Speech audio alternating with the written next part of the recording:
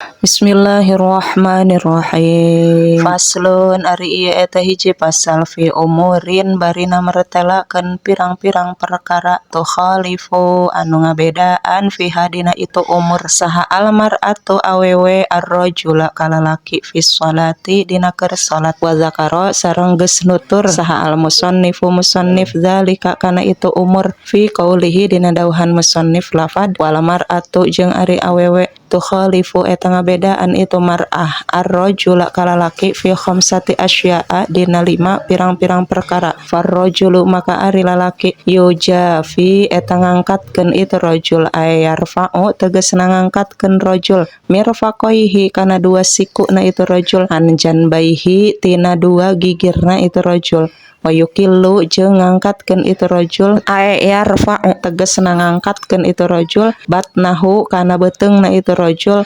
anfakhdaihi tina dua pingpingna itu rajul firruku'i dina keur ruku wasujudi jeung dina keur sujud wayajharu jeung narikeun ngabedaskeun bacaan itu rajul fi maudhi'il jahri dina tempat ngabedaskeun bacaan wa taqaddama jeung geus ti heula naon bayanuhu martelakeunana itu jahar fi maudhi'ihi dina tempatna itu jahar wa idza naba jeung di mana-mana ngeunaan hu ka itu rajul ay asoba tegasna ngeunaan hu ka itu rajul naon syai'un hiji perkara fi sholati dina keur salat sabbaha tah maca tasbih itu rajul fayaqulu maka ngucap itu rajul subhanallahi kana lafaz subhanallahi qasdi zikri kalawan ngamaksud zikir faqat wungkul au ma'al i'lami atawa ngamaksud zikir sarta ngabejaan au atlaqo atawa ngamutlakeun dina hartos teu ngamaksud naon-naon itu rajul lam tabtul maka henteu batal naon salatuhu salatna itu rajul awil i'lami atawa ngamaksud ngabejaan faqat wungkul batalat maka batal itu salat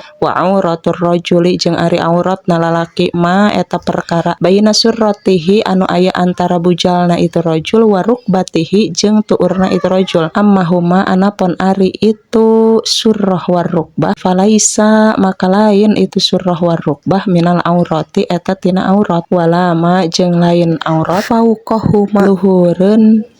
jeung handapeunana itu bujal jeung tuur walamar atu jeung ari awewe tu khalifu eta ngabedaan itu mar'ah ar-rajula kalalaki fil khamsati dina 5 perkara al-madzkurati anu geus dicaritakeun fa innaha karna saenyana itu mar'ah tadummu eta ngumpulkeun itu mar'ah ba'daha kana sawarehna itu mar'ah ila ba'din kana sawarehna deui fatul siku maka nepungkeun itu mar'ah batnaha kana beuteungna itu mar'ah fakhdaiha kana dua pingping na itu mar'ah fi ruku'iha dina rukuna itu mar'ah wa sujudiha jeung dina sujudna itu mar'ah wa tahfidhu jeung ngalaunkeun itu mar'ah sautaha kana sorana itu mar'ah in salat lamun salat itu mar'ah bi hadratir rijali di hareupeun pirang-pirang lalaki al ajanibi anu deungeun-deungeun fa in salat maka lamun salat itu mar'ah munfaridatan barina anu nyorangan anhum jauh ti itu rijal ajanib jaharat maka ngabedaskeun bacaan itu mar'ah idza